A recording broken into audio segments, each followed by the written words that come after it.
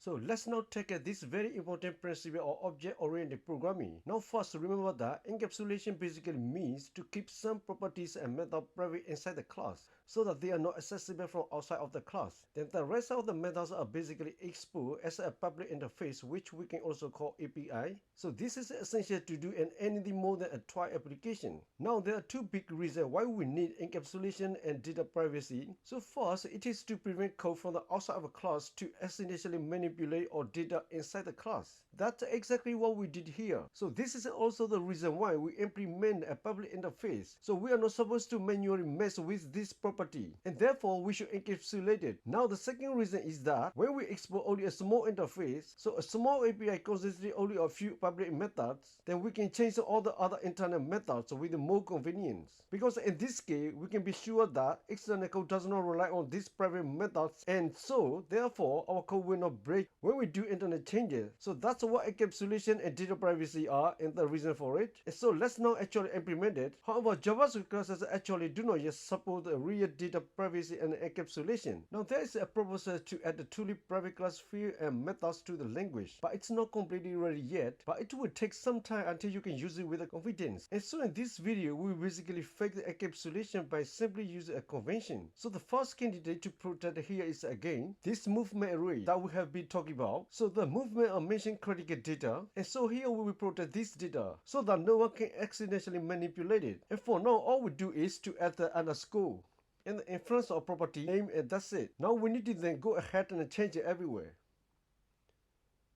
That's actually it. So again, this does not actually make the property truly private because this is just a convention. So it's something that developers agreed to use, and then everyone does it this way. But since it's not truly private, we call this protected.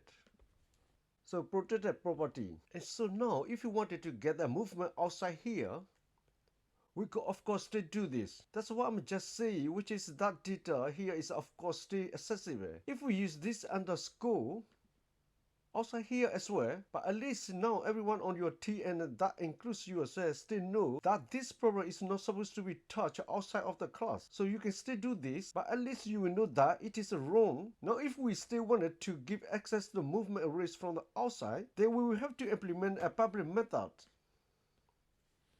So let's do that actually right here.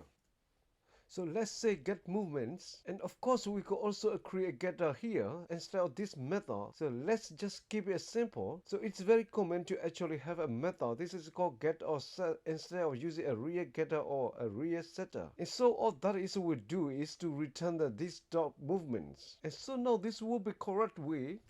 So get the movements.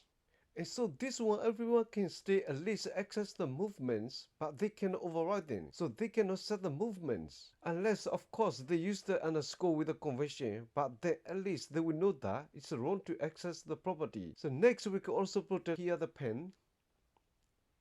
So this is also something that doesn't make much sense to be accessible from the outside, and in fact we could make everything protected here, but I think that like this we are good to go. So this is just a small example anyway, and so for now let's leave it like this. To finish, let's just also protect the approve load method.